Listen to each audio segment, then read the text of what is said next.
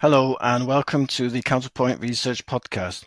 My name is Gareth Owen, and I'm the host of this podcast on 5G Advanced. Joining me to discuss the topic is Danny Tseng, who's the Technical Director of Marketing at Qualcomm in San Diego. Welcome, Danny. Hello, happy to be here. Now, 5G Advanced is defined by two 3GPP releases, release 18 and 19, and it's been in the news quite a bit recently. Just before Christmas, there was a 3GPP plenary meeting in Edinburgh, which wrapped up the work on release 18 and approved the scope of work for release 19. So, Danny, I wonder if I could start by asking you to explain the exact status of release 18 right now. For example, when will the specs be frozen? When can we expect the first commercial devices with release 18 features? And the same for release 19. Sure, yeah, happy to give an overview. So release 18 is the first, what we call 5G advanced release. It really started at the end of 2021. That's when the projects kicked off. They were decided, and the work continued through the last couple of years. So like you mentioned, in December, the 3GPP group of companies reached a milestone for functional freeze, and they're working towards ASN.1. So there are a couple of upcoming milestones for release 18. The first ASN.1 proposal will be for April, and the final version or the wrap up of this release 18 will be in June. And for release 19, the same process started in December of last year, 2023. So we have a good set of projects that are now under the umbrella of release 19. The work is starting as we speak, and that work will continue to ramp up as we close off release 18. And the completion of release 19 will be expected for the second half of next year, so 2025. And there are also some discussions around, a new set of projects getting included. So that'll depending on the progress that the teams are making towards release 19 so far. So by September of this year, there may be some new projects coming in, and for things like drone communication, which wasn't as a part of the first set of release 19 projects, that will get discussed and reevaluated to see if that gets included. Okay, so a large part of release 18 and 19 is about sort of performance enhancements. So new features, new capabilities that build on sort of previous releases to improve the performance of existing devices and networks. So from Qualcomm's perspective, what do you think are the most important performance enhancements here that will benefit operators? Yeah, I think if we look at a set of good features in release 1819, I think if you look at MIMO, that's one areas where we see new enhancements coming in, I think ever since release 16. So every release since then, there's some sort of enhancements. And I think one area that's getting a lot of interest and it's very important for smartphone performance is uplink MIMO. So how do we achieve a more uniform experience, a higher throughput, the ability to support use cases like live video streaming, for example. I think those are kind of the focus right now for on the MIMO side. The other area where we continue to see enhancements is mobility, right? So the device mobility. So as a device move from one cell to the next, how do we make sure that handover is as seamless as possible? So there's a lot of discussions on how do we do that. Will there be, how do we shorten the interruption time, if any, to do lower layer triggered mobility, so layer 2 mobility, for example, is one area that we'll see a lot of enhancements released in 18 and 19. And on the same topic, I think we're also looking at how we can utilize AI to enhance mobility. So I think that will be a very interesting use case. Okay, so a very important issue for operators is reducing energy consumption. So 5G Advanced builds on energy saving features from release 19, which enables networks to be switched off in sort of low traffic scenarios based on feedback from devices. So what exactly will the new sort of energy saving features being introduced in release 18 and 19? Sure, yeah. So I think, reducing energy or being able to optimize energy consumption both on the device and network side have been an important topic as we look at the green networks and green devices going forward. So release 16, 17, I think most of the focus has been on devices. So for example, the introduction of low power wake up signal. Actually, wake up signal in release 16 was something that was introduced for devices, and that continues to get enhanced through the next couple of releases. We do see a shift of this focus coming to the network side. So release 18, there was a study item on um, reduce energy consumption for the network, and that turned into a work item in release 18 and 19. So the ability to kind of reduce energy consumption smartly, intelligently on the network has been very important. Um, so that's an area where we'll see a lot of work going into, whether that's on the time domain or this like turning off transmitters as much as possible, or the frequency domain techniques that optimizes carrier aggregation. We'll see those getting implemented in release 19. But at the same time, I think on the device side, we're seeing this low power wake up receiver, wake up signal. So further enhancing this wake up mechanism for devices so that it doesn't have to continuously monitor the control channel. So that a dedicated radio will be able to kind of wake up a device, and that's going to be very helpful for IoT devices like the RedCap as we go into 5G Advanced. Okay, but there are also a number of new use cases been defined in 5G Advanced, so like non-terrestrial networks or satellites, ambient IoT, etc. So in the case of satellites, then 5G Advanced combines cellular and satellite communication under one sort of standard, so effectively creating a sort of one global network. So what opportunities do you think this will offer operators and perhaps also the satellite industry as well? Yeah, I think this is a what we call one of the main pillars for 5G Advanced, even though NTN is something that was defined in release 17, but that again continues to enhance over time. So I think it gives operators and just users opportunities to get more coverage wherever, it doesn't matter where they are. So even if they're in far rural or in remote areas, they'll be able to get some connectivity, right? So to be able to send out, messages and even voice calls and data. Um, and at the same time, I think looking at new use cases. So if you can think of, the SOS calls where we sometimes see in is the key use cases for these type of deployments. But even like, we can see that 5G is defining satellite access for broadband. So that's going to be providing broadband access to remote areas. So that will connect even more people. So closing the digital divide.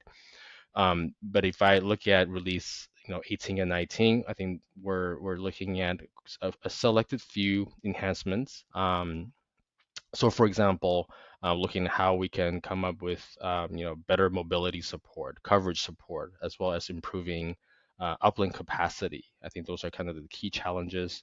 Adding support for regenerative payload, and we're going to see a whole bunch of different new enhancements coming with 5G Advanced. So I think that's going to be very good for both mobile broadband support as well as for IoT. Okay, and on ambient IoT, what will be the output at the end of release 19? Yeah, so ambient IoT is an interesting idea. It's what I call the full stack study item going on in release and starting in release 19. So this again is a new type of IoT or very low complexity, the IoT devices that may or may not have energy storage. It will try to harvest most of its energy consumption through its environment, like RF, like from the RF. So it's unclear how far Release 19 will take us. It is a quite complex project that touches every part of the 3GPP stack. And it could stay with a study item for Release 19 and convert into Release 20 for a work item, or we may see a decision point somewhere in the next 12 months or so that it may convert into a work item. Um, Yeah, so again, I think there's a lot of open questions, a lot of interest in this whole new area, and how that fits into the existing 5G ecosystem. But even more broadly, there's a lot of the study even outside of cellular. How do we kind of enable these very low complexity, low power devices so that we can connect more things? So yeah, more to come on that. Okay, so let's move on to one of my favorite topics, using AI in the air interface. Now, sort of AI machine learning is a major theme running through 5G Advanced. And of course, AI is already being used quite extensively in 5G, in devices, in networks, for example, for network planning, O&M, automation, etc., etc. But this is the first time that it's being used in the air interface. And Release 18 defines three AI ML based use cases. So one is channel estimation feedback. The second one is beam management, mainly focused on the millimeter wave band, I think. And thirdly, precise positioning. So Qualcomm is involved in all of these three, and you built test networks to demonstrate all these three use cases.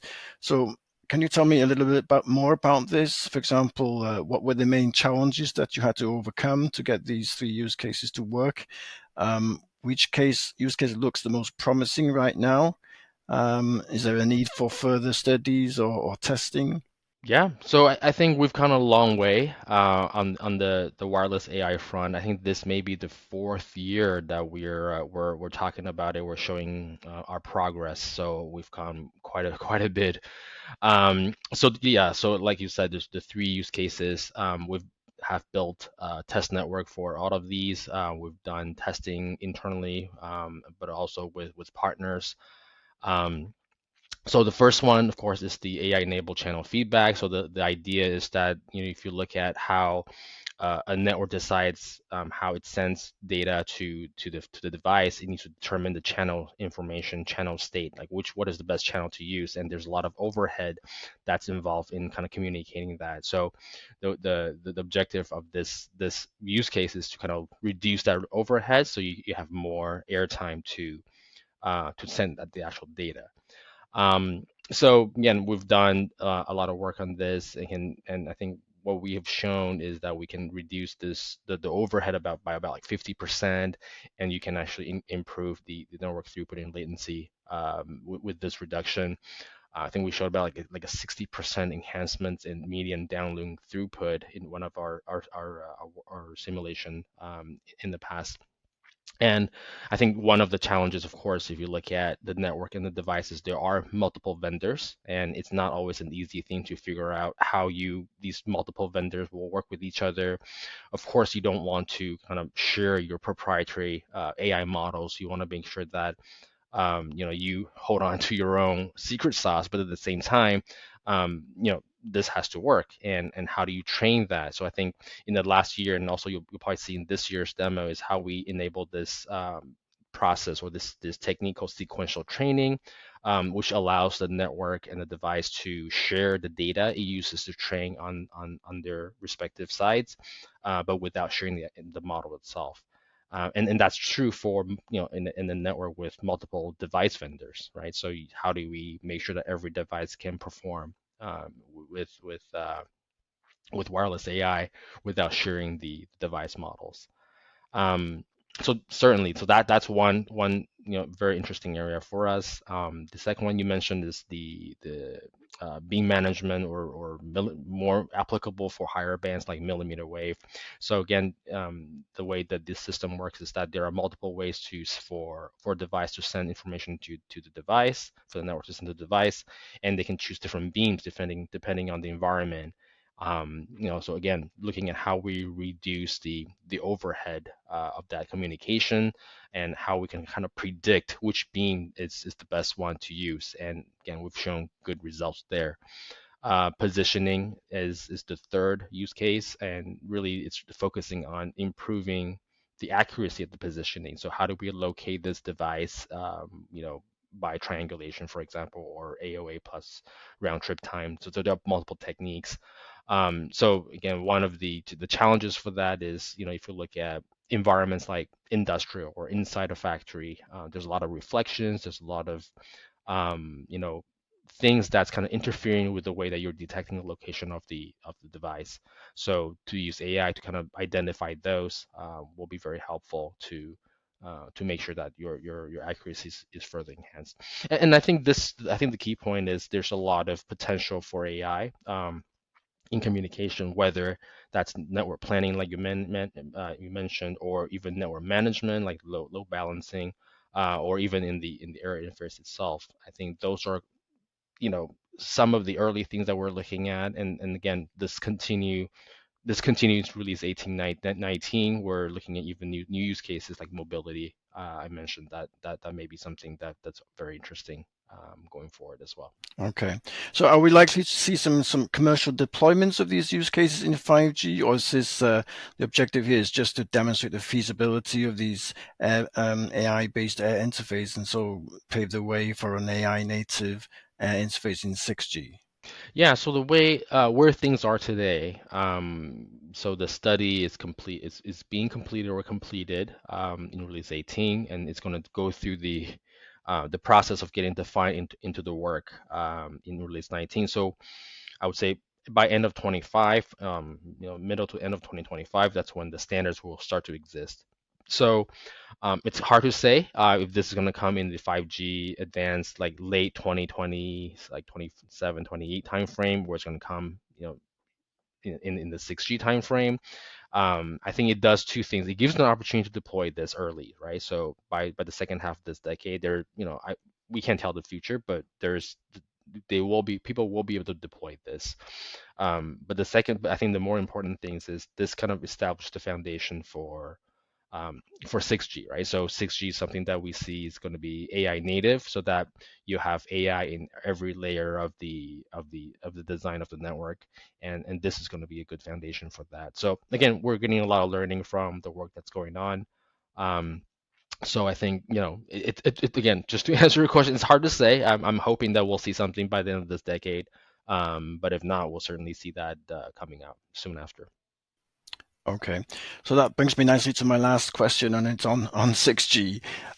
So release 19 will be the last release focused on 5G, but it will also contain some new technologies that will form the basis of 6G, like integrated sensing and communication and field duplex, for example. So two technologies with tremendous potential, but still with some significant challenges, technical challenges at the moment.